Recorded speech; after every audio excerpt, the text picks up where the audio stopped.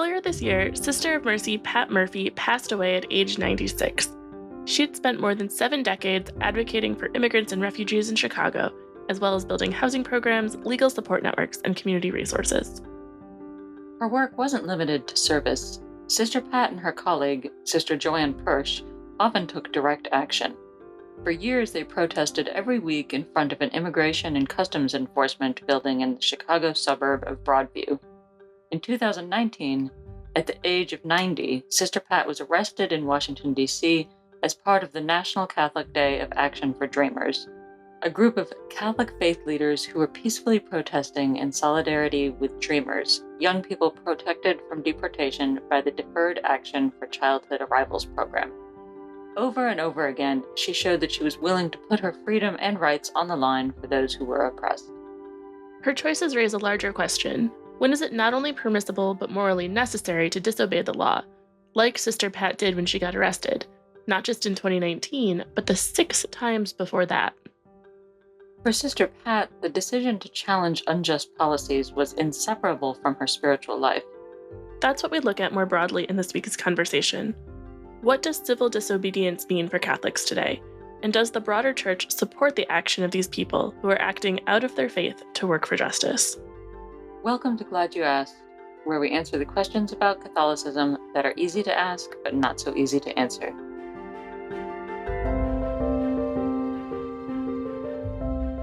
Hi, Emily. How are you today? I'm good. How are you? I am good. I've been thinking a lot about civil disobedience. My father was really into the idea of civil disobedience. It was kind of a mantra for his entire life, which didn't necessarily mean individual acts of civil disobedience, but just a whole kind of perception of the relationship between the individual to civil authorities, especially when it came to anything unjust. I always like to say that I was formed in my faith by radical nuns. We had this family friend who was a nun. She was my parents' age, so she'd grown up in the 60s and 70s. And from a really young age, from the time I was at a really young age, she invited me to get involved in all of this activism work around labor rights, so specifically child labor. It was way back when NAFTA was about to be signed, and we all were arguing that free trade was going to lower wages and result in lower quality goods, and now look where we are. But regardless, she taught me a lot about how our faith calls us to action, and that sometimes that action looks potentially like breaking the law to some people. And so for me, that was always a really integral part of how I understood my faith, that part of being a Catholic is not being afraid to stand up for the people who have no voice. Interestingly, my first act of civil disobedience was probably once I was involved in the pro-life movement when I was a teenager. And that's an example of people who believe that they have a moral obligation to commit acts of civil disobedience and various other forms of protest. And that's emerging from their faith. We're going to get there in this interview. But I think that's something that is really important to point out to our listeners, is that I think oftentimes when we hear the word civil disobedience, we think people on the left. And that's actually not true. The March for Life is civil disobedience. There have been Catholics on all sides of the political and religious spectrum who engaged in civil disobedience, and it's become such a buzzword that we have lost the true kind of importance of it in our tradition, I think. And I think our guest today is going to speak to that. So, yeah, that's what we'll be talking about on this episode of the podcast: civil disobedience, its origin, its history, philosophy, and how Catholics should regard it. I'm Rebecca Bratton Weiss, one of the hosts of Glad You Asked. And I'm Emily Santa. Before we get into the interview, though, let's take a moment to thank our sponsors. Glad You Asked is sponsored by the Claretian Missionaries. The USA-Canada province of the Claretian Missionaries tends to the religious and pastoral needs of vulnerable communities. As part of a global congregation of Catholic priests and brothers, Claretians uplift the dignity of all people, especially those who feel overlooked or forgotten. To find out more and get involved, please visit www.claretians.org. Now, back to the question of the day. Does the Catholic Church support civil disobedience? To help us answer this question, we talked to Jack Downey, a scholar of civil disobedience and protest, as well as religion and theology. He is the John Henry Newman Professor of Roman Catholic Studies and Professor of Religion and Classics at the University of Rochester. His scholarship focuses on contemporary justice movements, liberation theology, religious history, and contemplative traditions. He is the author of The Bread of the Strong, a study of contemplative influences on Dorothy Day and the Catholic worker movement. Hi, Jack. Thanks so much for joining us on the podcast. Sure, my pleasure. So, to start off with, can you talk a little bit about what drew you to study activism and civil disobedience? Yeah, it was really kind of a convergence of my, curricular life with my extracurricular life.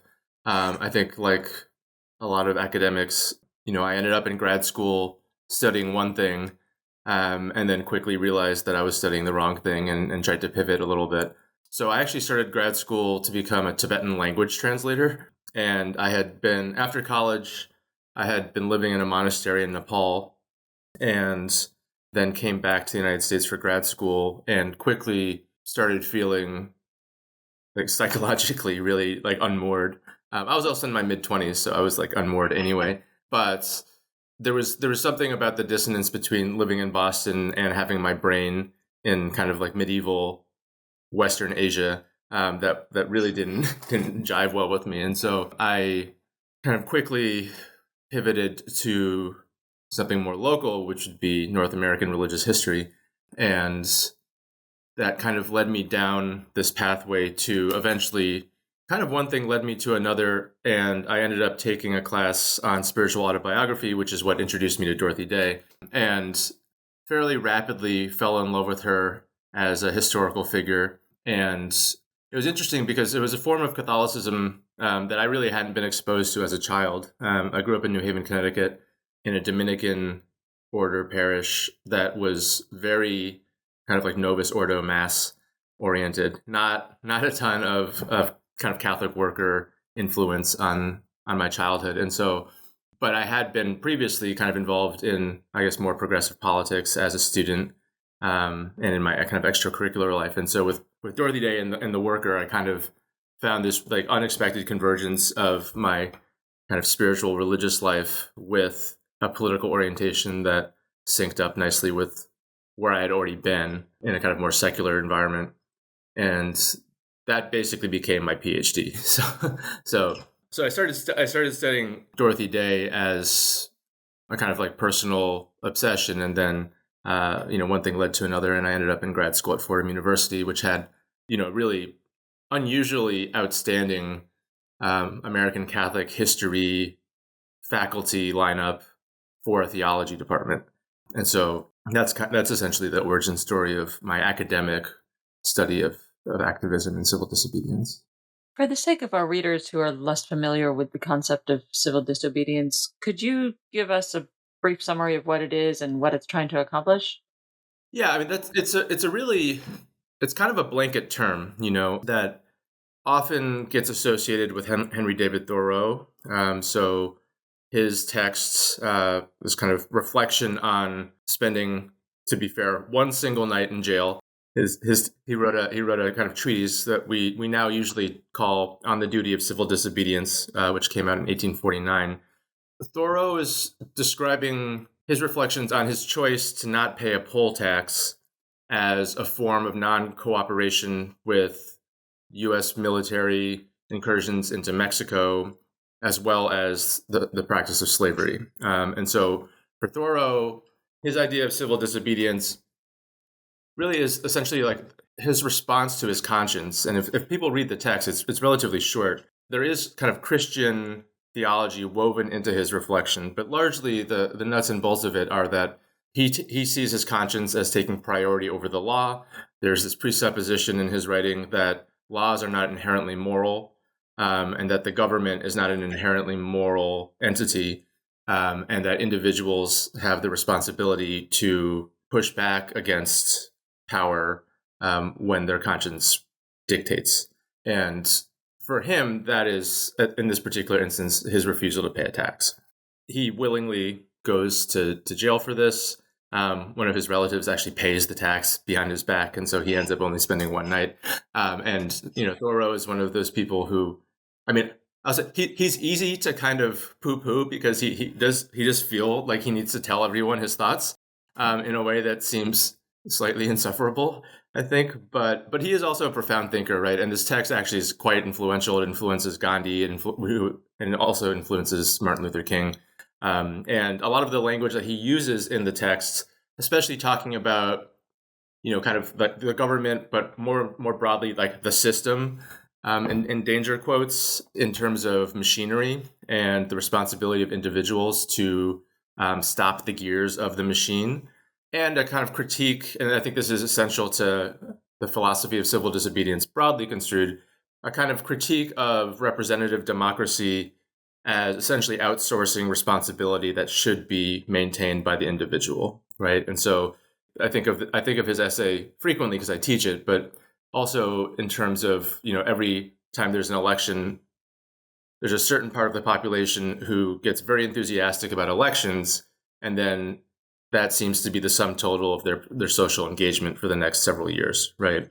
And for Thoreau, he sees there being a hazard in representative democracy insofar as it has a kind of like anesthetizing influence on people's sense of their own kind of day-to-day responsibility for social welfare. So civil disobedience as a concept, in the way Thoreau uses it, civil disobedience as a concept is the non-participation in an unjust norm, essentially. And the term can be used more broadly to describe essentially all sorts of different forms of protest. And, that's why I think of it as a blanketing term, right? There are more specific terms like direct action, which people will use to reference a kind of intervention, an active intervention, whereas Thoreau's use of civil disobedience implies a kind of passivity. And, this is kind of there's a slight difference in the way that people talk about the term throughout time.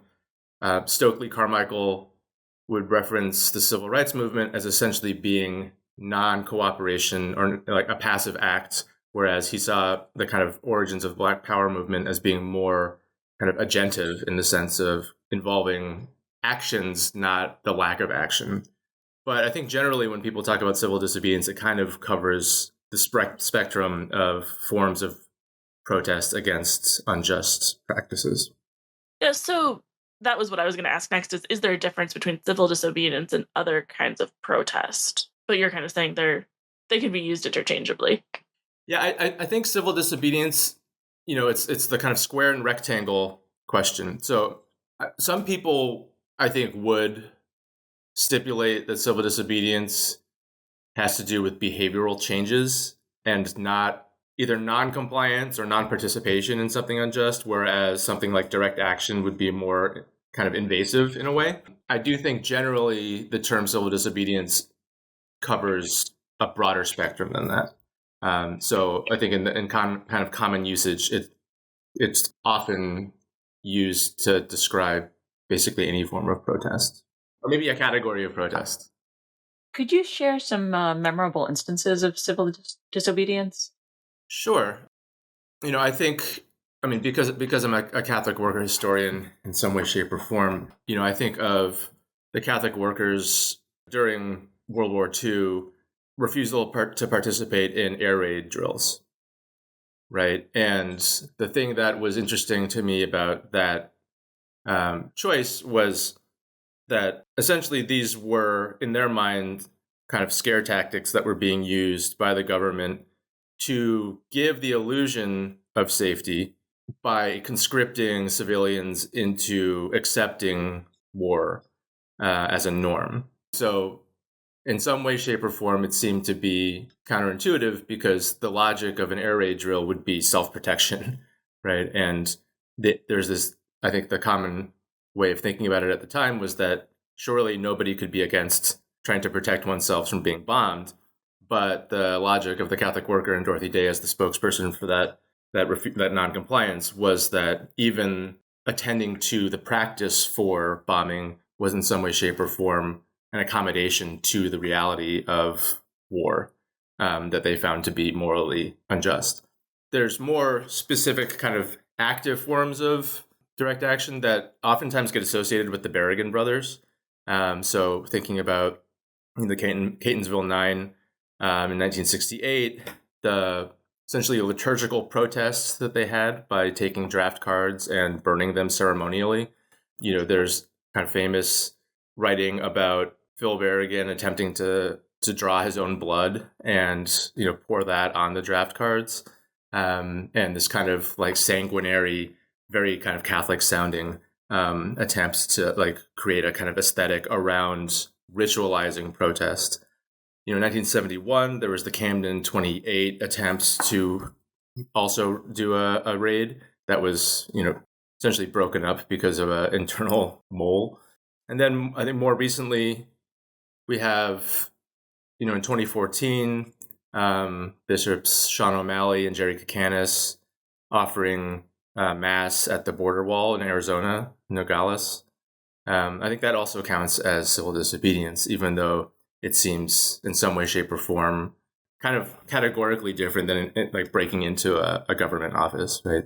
In 2016, Jessica Resnicek, who's an Iowa Catholic worker member, participated in a sabotage of the Dakota Access Pipeline. She's currently serving time for that. So those are some of the ones that come to mind for me in terms of especially like Catholic civil disobedience. Now, also, I think generally when we talk about civil disobedience, there's a tendency, and this is my tendency as well, to think about them as being kind of stereotypically progressive political orientations, kind of anti-war, anti-capitalist. And I think there's nothing inherently left, right, or otherwise about the concept of civil disobedience. Maybe, and especially I think, you could look at a lot of, I think, the current climate of politics and see there being civil disobedience in a bunch of different directions happening. But I think something like in 2020, the Little Sisters of the Poor, their objection to kind of participating in the Affordable Care Act kind of constitutes civil disobedience.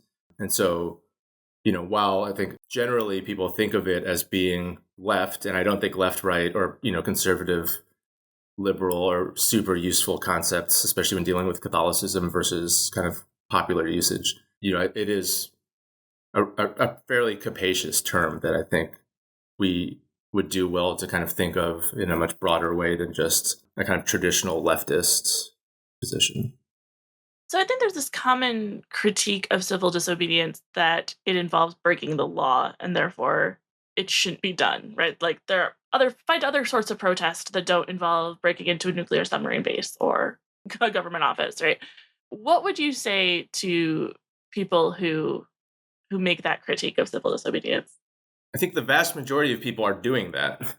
So people who participate in civil disobedience tend to be an extreme minority in terms of the population, right?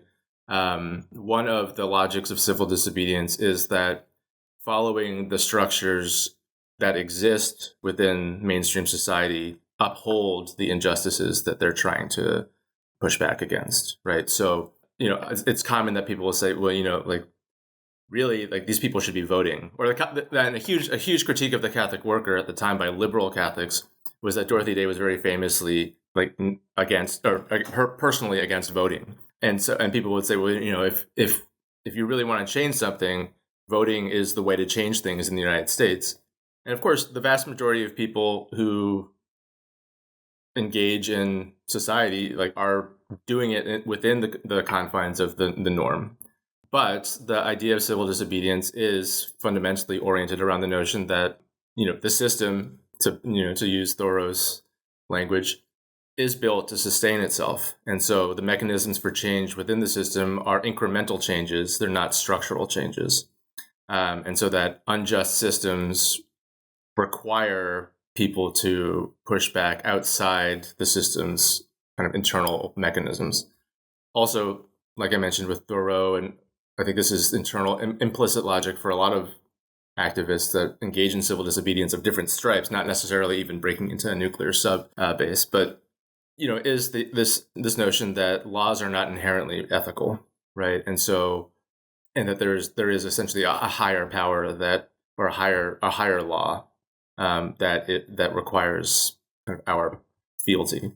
And so then you get into a question of whether, like, what the goals are of civil disobedience, right? And so in some case, bearing witness to an injustice is a goal in and of itself.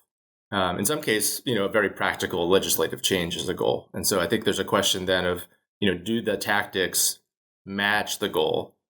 That can vary wildly. Dorothy Day used to talk. I mean, again, the Catholic worker would be critiqued for being impractical, and she wrote a whole essay about how impractical the Catholic worker is as a kind of badge of honor. And she referenced, cavalry was impractical, in a lot of ways, right? This is core to her theology of the kind of inversion of, between the ways of the world and the ways of the Spirit, right? And so whether or not it led to a change in law or something like that is not necessarily always the primary concern of people participating in civil disobedience. Now, for people who are trying to, have practical effects as their kind of primary orientation, I think that there is often a sense that you would think about civil disobedience as incorporated into a longer campaign strategy. So maybe you would start by working within the structures of conventional government, or you would then eventually escalate to more kind of high pressure attempts to kind of push individual people, and eventually that might lead to acts of civil disobedience. Sometimes people in a campaign would start off with an act of civil disobedience as an attempt to gain attention, right? So the actual types of civil disobedience, the tactics that are used, can be immediately practical interventions, attempting to stop, the destruction of a forest by like blocking the access to the forest, or it can be attempts to gain attention for a cause that it does not have a natural kind of hook in the popular media, right? And so maybe the act of civil disobedience is the lens that filters attention to the cause. There is always, I think, the hazard that activists try to navigate about the civil disobedience itself overshadowing the cause. And so you see oftentimes, the theatrics around an act of civil disobedience sometimes becoming the main story as opposed to the thing that they're trying to speak about, the kind of implicit message behind the civil disobedience. Is civil disobedience always peaceful? I think this is especially interesting when we're talking about nonviolent protesters and peace protesters. Do acts of civil disobedience ever involve forms of force or even violence? And what about extreme examples of things like self-immolation? Would that count as an act of civil disobedience? That's almost like a theological question. It depends on who's answering. So I think it's kind of in the eye of the beholder a bit. I think one of the first questions would be, so in common usage, people use the term nonviolent civil disobedience as a phrase that kind of implies that there's such a thing as violent civil disobedience. Otherwise, you wouldn't have to specify it. But I think most people who practice acts of civil disobedience, when they're using that term, tend to assume a nonviolent posture. But of course, then that begs the question of what constitutes violence, right? And so, activists do this quite a lot in terms of internal debates, and I mean, not necessarily even debates, but it's a thought exercise that people use in trainings quite frequently, which is to say, for each individual person, we might have a different sense of what constitutes violence. Is violence an act? Is it a disposition of the soul? Can I, if I'm being assaulted, can I defend myself and have that still be nonviolent? In a way, it almost becomes like a Jesuitical debate in some way, shape, or form. No offense to the Jesuits. But I think there are questions about property destruction, right?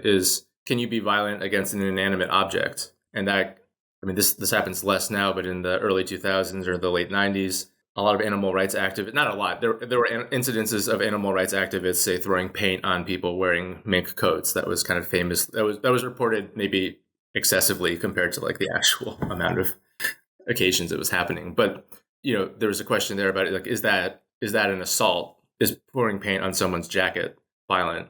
you see this a lot with kind of like radical environmental groups.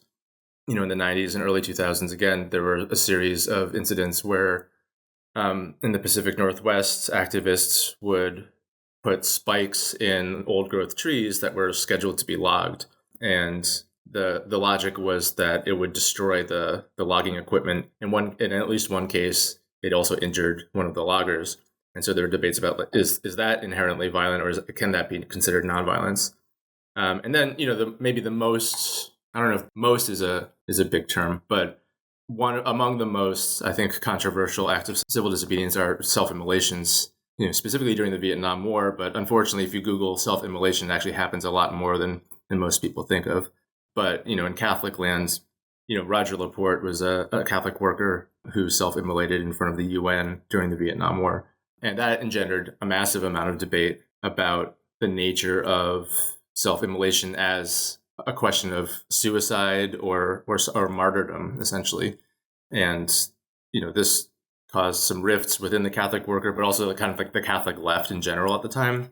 And depending on who you ask, may have caused Dan Berrigan to be sent to Latin America for a bit, which then introduced him to liberation theology. So I don't think it had the desired effect. But it's contested space, right? The question of violence and civil disobedience is a contested position.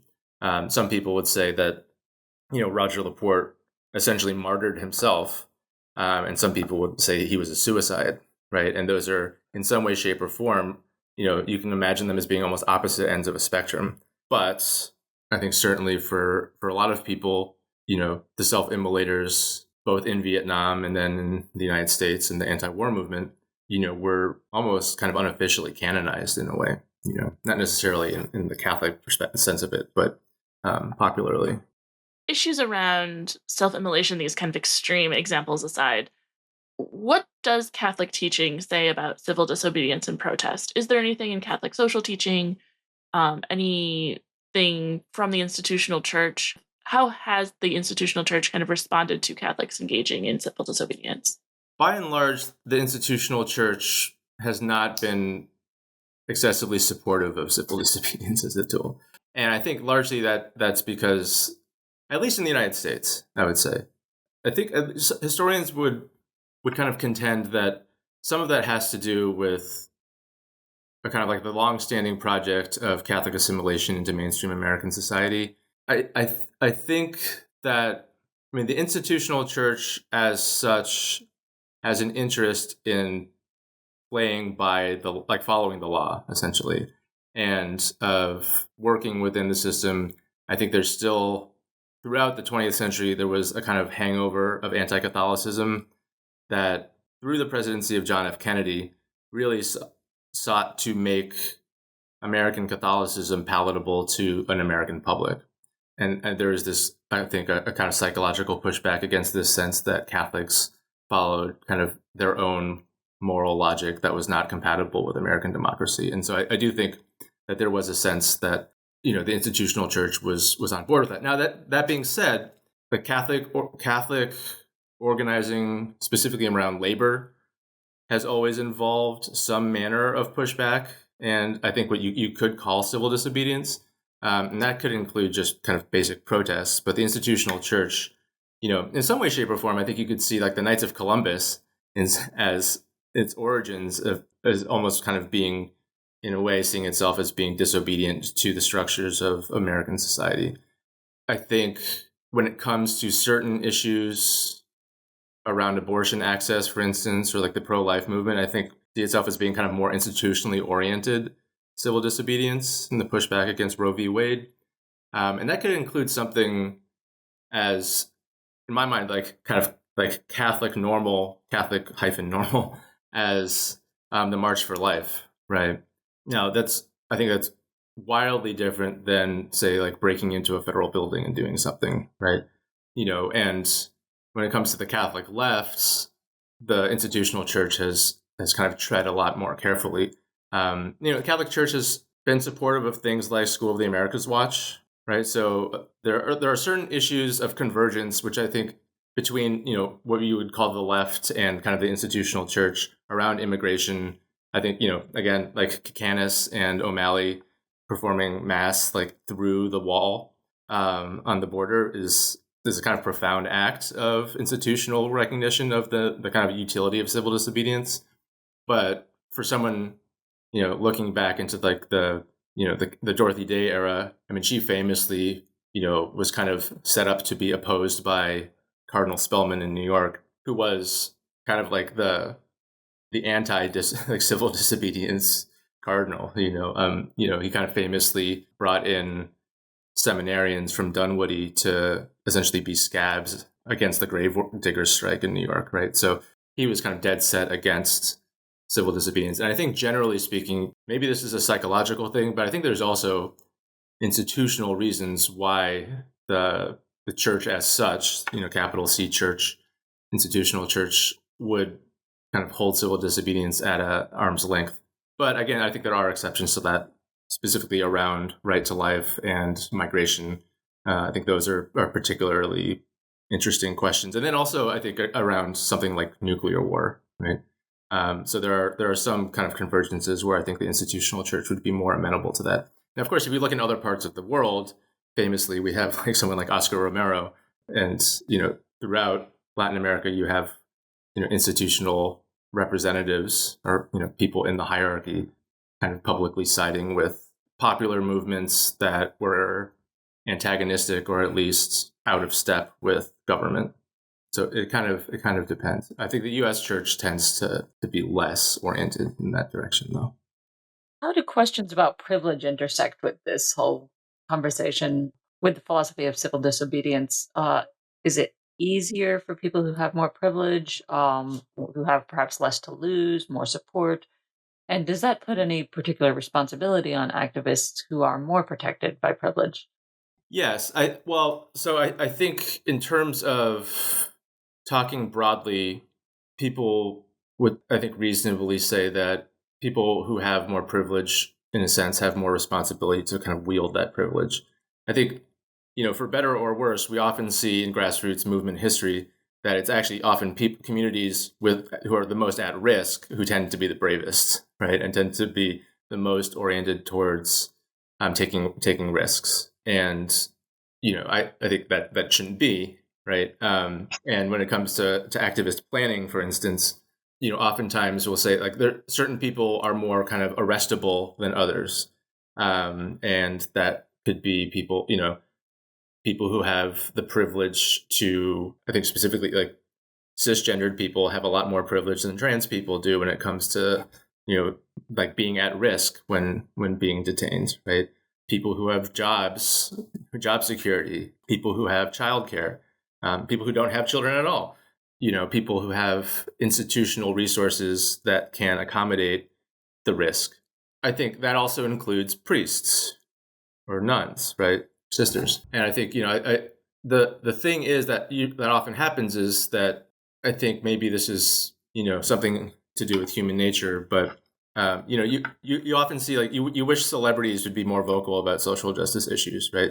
Or the people who are like the wealthiest, who have the greatest amount of kind of like public reach. People are just waiting for them to speak out about social injustices, and it's so rare that actually happens that when it does happen, it almost makes a kind of icon out of the celebrity. I'm just thinking about Robert Redford having just recently passed away. One of like the very rare people who used his public face to advocate for environmental justice and things like that, right? And so on a theoretical level, yes, practically speaking, that often doesn't happen. But when it comes to planning and organizing, that is something that a lot of organizations take into consideration. And for instance, you could use this to good effect. I'm thinking of one particular instance where there are organizations like white organizations that organize for racial justice, essentially putting themselves on the front line when it comes to potentially being arrested by the police at a protest or something like that. There are cases where I think privilege also means having the public be interested in your arrest potentially or something like that. So, for instance, again, during the Dakota Access Pipeline protests in 2016 or thereabouts, there was a successive wave for a couple of weeks of people getting arrested. It was a kind of staged arrest in front of the White House. And there were essentially theme days So there were some days where like anybody could come and you would get trained the day before and what to expect when you got arrested. And they were all kind of scripted arrests, right? People would essentially zip tie themselves to the fencing around the White House, or just refuse to leave when the police asked them to, and then they would be taken into custody and they would end up in Anacostia, and then they would be picked up once they got released. And the vast majority of these were just normal everyday people, but occasionally we would have thematic days where you would have someone like the Franciscan Action Network would participate, and you would have some friars get arrested. And of course, they would be wearing their habits. And so that made them more visible and more interesting to the media. And there's a certain level of privilege in that and kind of wielding that kind of, with intention. And so I think there's forms of kind of like clerical privilege that probably don't make as much sense to the non-Catholic world. I think that can also be used. And so I think about in the Camden 28, you have someone like Father Michael Doyle, who is a priest in Camden, an Irish priest, but lived in Camden. And, when he was asked about why he would participate in the attempted, raiding of draft board, his response was like, what do you do when you see a child on fire? Do you write a letter? And I think the fact that you had that coming from a priest who, was wearing his clericals and all of that, right? And, it was Irish. So it kind of like drew on the kind of a certain type of American Catholic imagination in a way that, a civilian or, a layperson just like couldn't. And so I think that also has to do with thinking about on an organizational level, like who the people that you put in the front are. And there's privilege in that as well. So we always ask people the same final question, which is what is the one thing that you want listeners to take away from our conversation today? The answer to that, I think, would simply just be that civil disobedience is often depicted as being spontaneous. And, the example that we often use is Rosa Parks just one day being like sick and tired of being sick and tired and being fed up and not taking it anymore and just not wanting to give up her seat. But in reality, she was someone who was part of a community. This was a planned act. This is something that she had trained for. She had been through popular education at an institution called the Highlander Center in Tennessee, along with a lot of other civil rights movement era people. And the Highlander Center still exists. And so I think one thing that I would like people to just take away from this is a kind of appreciation for the fact that sometimes civil disobedience can be spontaneous, but oftentimes it's highly considered, and it's a skill that can be developed. And it has a history, and it has a lineage attendant to it. And that practitioners of civil disobedience are, in a sense, in conversation with one another across time and space. And this has ecumenical threads too, where you'll have movements in one part of the world impacting movements somewhere else. And there's this kind of web of intellectual tradition that civil disobedience has developed over the last several hundred years. That's all our questions for today. Thank you so much. Thank you.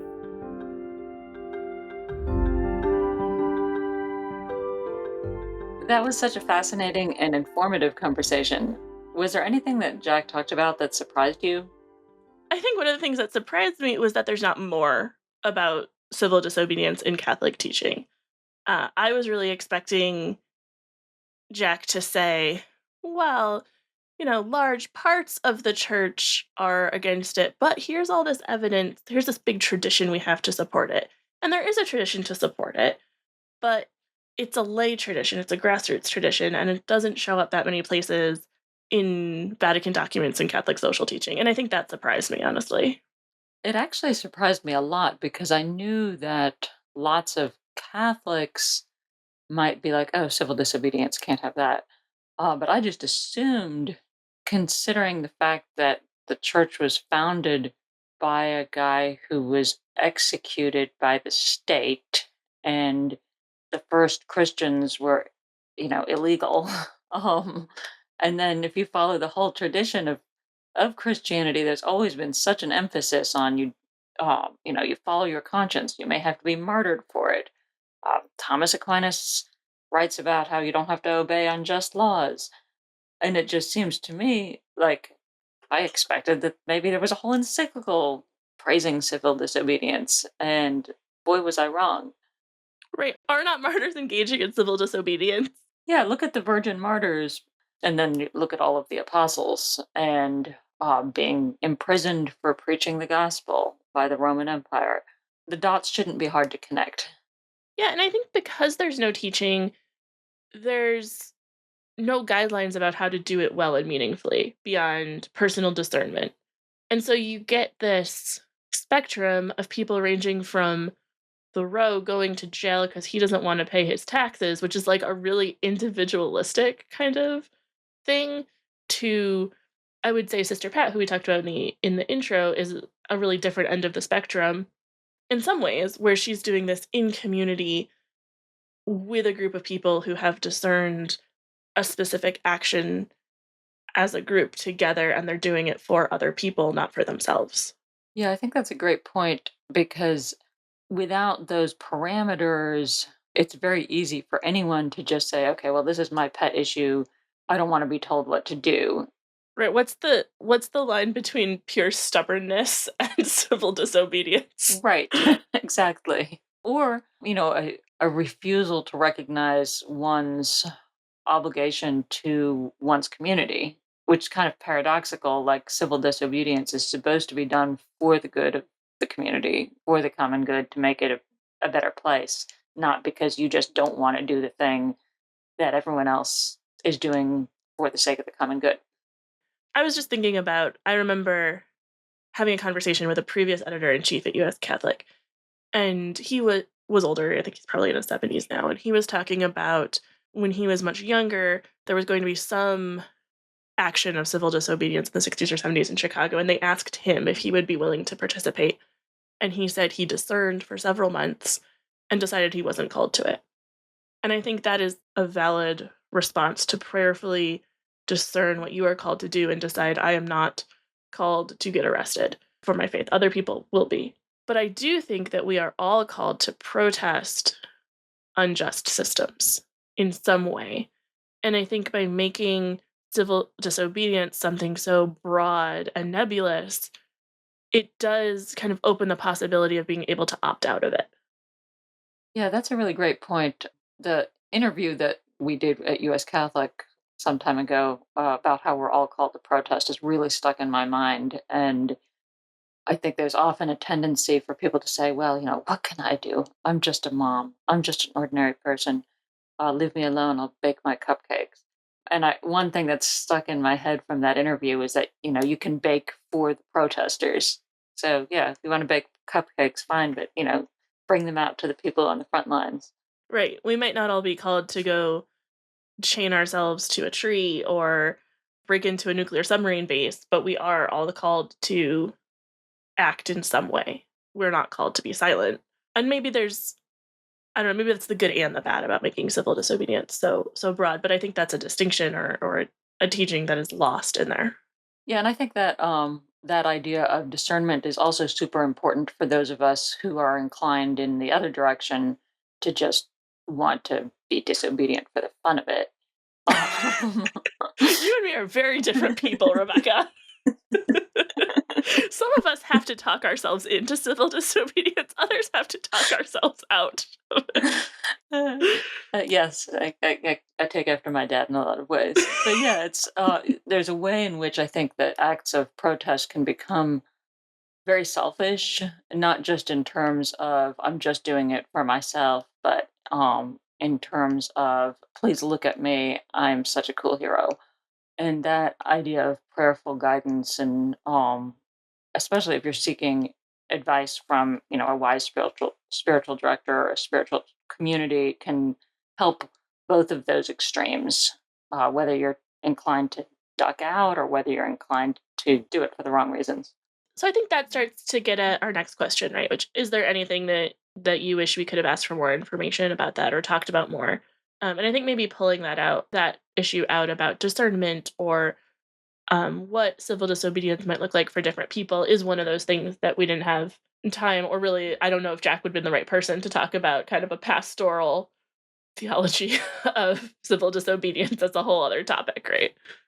So we need an encyclical on civil disobedience from Pope Leo, and we need a pastoral guidance on civil disobedience from a wise spiritual guide, giving the church a lot of assignments here. Pope Leo, if you're listening, to glad you asked. We want this encyclical. Yes. Now, something I wanted to ask about, kind of going back to the idea that civil disobedience does, in fact, have a long legacy in the church, even if we didn't call it that. I did want to ask about earlier examples or philosophies of civil disobedience, either within Christianity or in other traditions. I also wish we could have gone more in depth about the whole issue of privilege and civil disobedience and how I think that kind of goes back to how we're all called to participate in different ways. But again, I keep going back to Thoreau, Right. right? Thoreau, probably spending a night in jail and then having whoever it was bail him out, like that was a statement that not very many people could have made. And I think that does it keeps going back to how we're called to engage the political sphere writ wide, not like US politics, but politics on a broader scale. And I think we do all need to consider how to use our privileges because we're all privileged in different ways. We're all not privileged in different ways. Like we all have intersecting identities, and where does that mean that we can stand up for other people?